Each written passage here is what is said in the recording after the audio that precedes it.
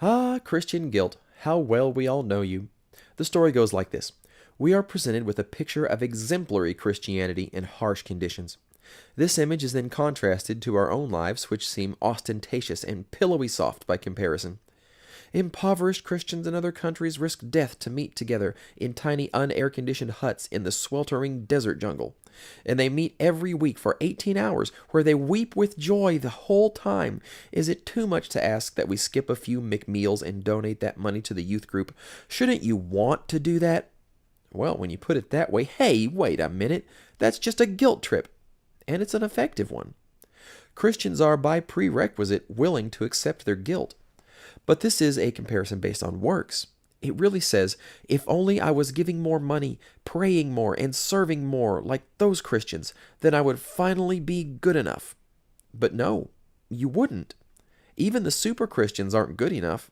Everyone could always be doing some tiny thing more, even them. The truth is that we all probably should be doing more. And that's part of why the guilt trip works. But in the end, it's not really about points, it's about whose team you're on. Christians around the world face death every week. They risk everything to go to worship. Is a little ice on the road just one Sunday going to keep you from church? Well, if Christians face death only one Sunday each year, I bet they would skip two. By the way, the shouldn't you want to do that question? Well, yes, you probably should, but there are a lot of things I should want to do, like exercise or go to bed on time. And let's talk about the strategy of weaponized guilt. Using guilt as a motivator is not inherently wrong. Like I said before, sometimes we really should feel guilty, and appealing to that sense of guilt might be perfectly appropriate when someone is doing something immoral.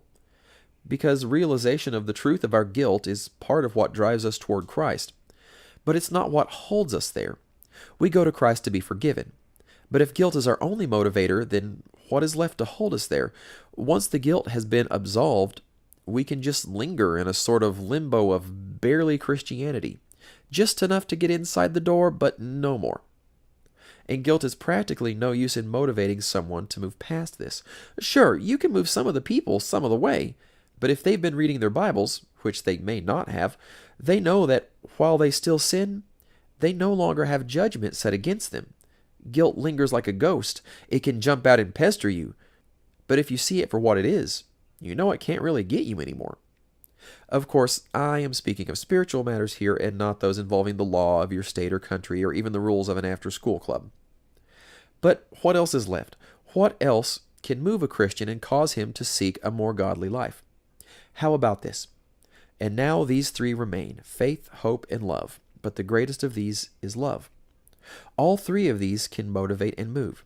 Faithfulness can keep you going even when it's hard and you're tired and you don't care and you just don't want to, but you will, because you have faith in a better tomorrow. Hope is wonderful. It gives you a bright beam of a lighthouse to train your eyes on through the stormy seas of life. It reminds you that something better is coming, that you just have to hold on a little longer. And of course, the greatest of these is love. When we use guilt on our fellow Christians, we are really showing a rather low opinion of them. We are saying that they aren't yet partakers of the faith, hope, and love that comes with salvation. So rather than playing the guilt card, why not share a portion of your faith with a weak brother or sister? Fan the flames of hope, or spread the love of Christ. Rather than dragging them along by a guilt leash, help them to become strong so that they can walk alongside you, or even run ahead.